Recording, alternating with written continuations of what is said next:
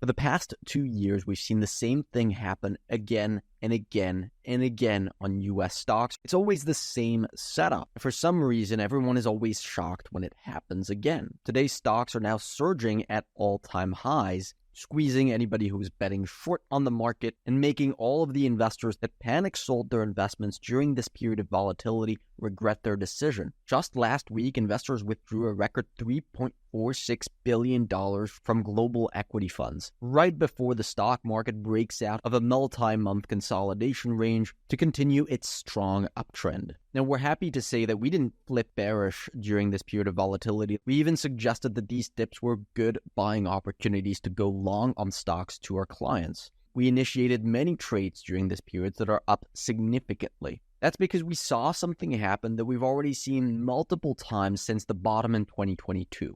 Leading into every single one of these bottoms, oil prices in the United States were falling. This signal that I'm going to be explaining to you is what allowed us to get aggressively bullish towards the end of 2023 and in April of 2024. And over the last few months, we've seen one of the largest drawdowns in oil prices of the last couple of years. Now, you might be thinking to yourself, doesn't falling oil prices mean the economy is weakening and so that's a bad thing for the stock market? Well, yes, that's sometimes the case, but it wasn't the case this time around. This chart, for example, has been telling us that financial markets are not yet concerned about a recession. This is the high-yield bond ETF. High-yield bonds are more commonly known as junk bonds. This is a part of financial markets that is very sensitive to economic weakness. And look at what junk bonds have been doing more recently. They've been making new 52-week highs consistently since July of 2024. Not exactly a sign of market stress. If we rewind to the 2008 financial crisis, this is what junk bonds were doing heading into the crisis. Quite a different look. Today, although you may not agree with them, analysts have actually been increasing their estimates for S&P 500 earnings. Now, they don't just do this randomly. It means that they're getting good guidance from the companies themselves, and that S&P 500 companies are not currently extremely worried about a recession. So the result of this is that we have falling oil prices in an economy that's still, for now,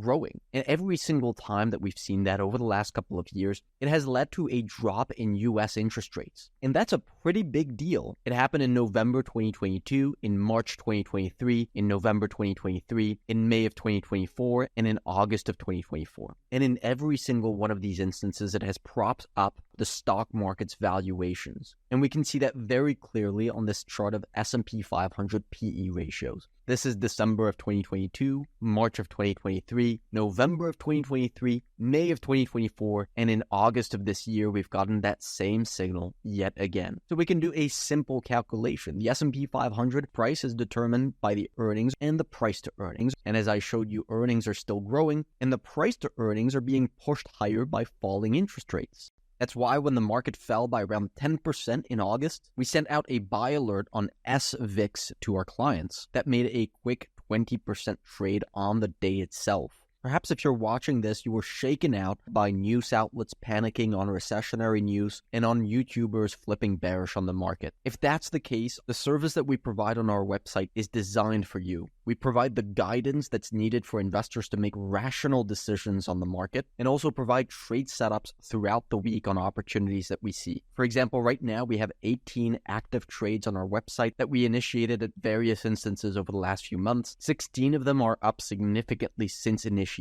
Only 2 of them are currently at a slight loss. These are trades we typically hold for a few weeks, and so far in 2024, we have an average profit of 16%. Make sure to click the link in the description below if you're interested in that kind of service. Now, don't get me wrong, we have plenty of evidence that shows us the U.S. economy is heading into a recession. The labor market has clearly begun to show cracks, and leading economic indicators are showing the economy is in a pretty bad shape today. This type of decline is only seen before or during recession in the United States. But there is a key element that's missing for a recession to occur in the US, and that is that we need some kind of a shock. Pretty much every single recession that we've seen in recent financial history has been a result of a pretty clear shock to the economy. Whether that's an oil shock, a housing bubble bursting, or a stock market bubble bursting, there's usually a pretty clear explanation for why the US economy is going into a downturn. So until we get that today, it could be that the economy continues to hum along and stocks to continue getting more and more expensive until we see that shock.